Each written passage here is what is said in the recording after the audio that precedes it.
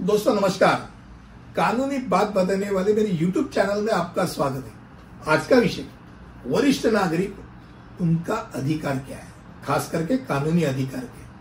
अब पहली बात यह कि वरिष्ठ नागरिक किसको माना जाता है?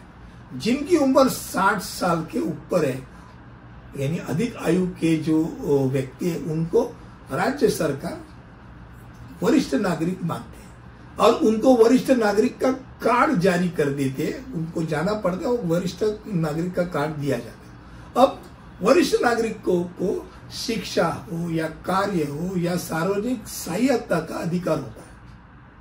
सम्मान पूर्वक व्यवहार करने का और भेदभाव से मुक्त होने का अधिकार होता है।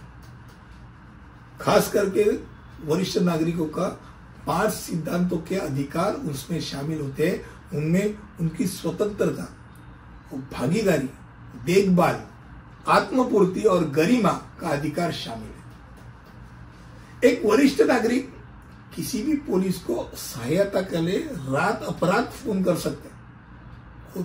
रात देर रात कब, अभी क्या रात के 2 बजे चलेगा। अगर तुमको सहायता की जरूरत है, जैसे औरतों का अधिकार है वैसे ज्येष्ठ नागरिकों का भी अधिकार है। आपको कोई तकलीफ दे रहे हैं, आप तुरंत फोन करो। और पुलिसों का कर्तव्य है कि ऐसे ज्येष्ठ नागरिक का यानी वरिष्ठ नागरिक का फोन आने के ऊपर उसका तुरंत सहायता उनको करना चाहिए, ये कर्तव्य है। मेडिकल इमरजेंसी है, जैसे सभी को एक समान दे जाता है, पर अगर मेडिकल फैसिलिटी लेने के लिए खड़े हो तो वरिष्ठ नागरिकों को पहले अवसर दिया जाता है। लाइन हो तो वरिष्ठ नागरिकों के लिए अलग सी लाइन हो जाती है।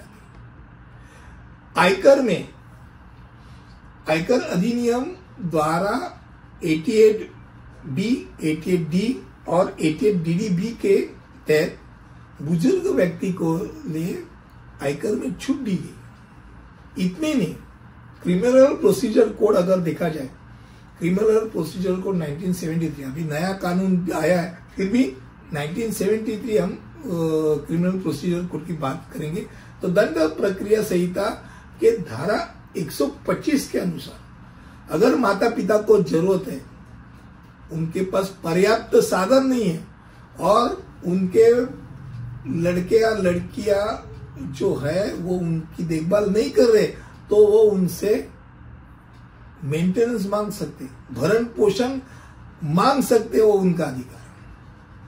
और एक ध्यान में रखिए, क्रिमिनल प्रोसीजर कोड जो है वो धर्मनिरपेक्ष कानून है। हिंदुओं के लिए, मुसलमानों के लिए, क्रिश्चियनों के लिए नहीं, सबके लिए है।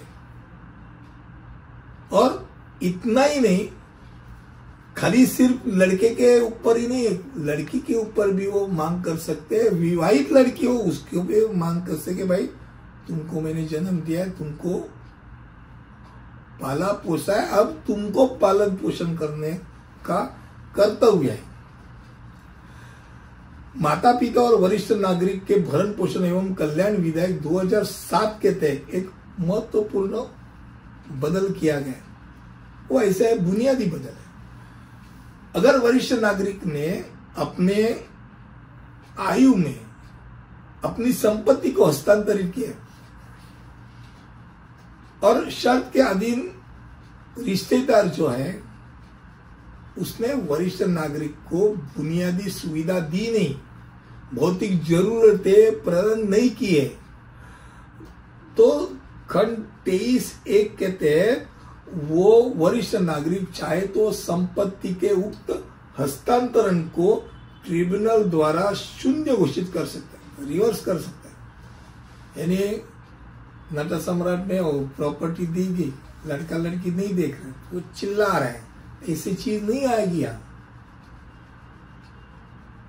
यहाँ वो वापिस कर सकता है, घुमा सकता है, इतना याद रखिए। अब एक जाते जाते बात तो है, बुजुर्ग है तो बुजुर्गों को कौन सी चीजें ध्यान में रखनी चाहिए, खास करके पास में रेडी रखनी चाहिए। पहले तो डायरी रखिए, डायरी में आपका स्वास्थ्य संबंधी जानकारी रखिए, खास करके अपना जो खून है कौन से ओ नेगेटिव है, बी नेगेटिव, कौन सा रक्त घटक, वो लिखिए। वर्तमान नुस्खे लिखिए आप क्या ले रहे, कौन सी दवाई ले रहे, क्योंकि अगर जरूरत पड़े तो किसी भी आदमी को मालूम होना चाहिए कि आपको क्या है और क्या आपकी रेगुलर अभी आजकल की दवाई क्या है। फिर लिविंग विल अगर नहीं है तो पहले लिविंग विल बना के रखिए, क्योंकि आपका आयु का बटन कब बंद करना है और वो अधिकार किसको दिया है वो उसमें लिखा जाता है। वेजिटेटिव स्टेट में भाई बंद कौन करेगा, वेंटिलेटर बंद कौन करेगा, तो लिविंग विल करते हैं तो आप जिसको आपके हक देता है बंद करने के लिए वो निर्णय ले सकते हैं। फिर एक पावर ऑफ अटर्नी बना के रखिए। मान लो आप तो जिंदा हो पर आपको साइन नहीं करने को आ रही, तो भाई आपका बेटा बेटी, आपकी वाइफ या आपका हस्बैंड, जो कोई जिसको आप पावर दे रहे वो आपकी तरफ से बैंक में व्यवहार करेंगे, कुछ भी व्यवहार कर सकते हैं। फिर पॉलिसी और फोन नंबर लिख के रखिए, स्वास्थ्य बीमा की जानकारी उसमें आती है। और अहम बात, जाते जाते विल बनाया नहीं तो विल बना के रखिए। आज वरिष्ठ नागरिक, इनके अधिकार और उनको क्या करना चाहिए, ये कम शब्दों में आपके सामने मैंने रखा। मुझे लगता है ऐसे अलग अलग वीडियोस आपके सामने लाते रहता हूं। अगले वीडियो में ऐसे ही कुछ लेकर आऊंगा, तब तक के लिए अलविदा, धन्यवाद।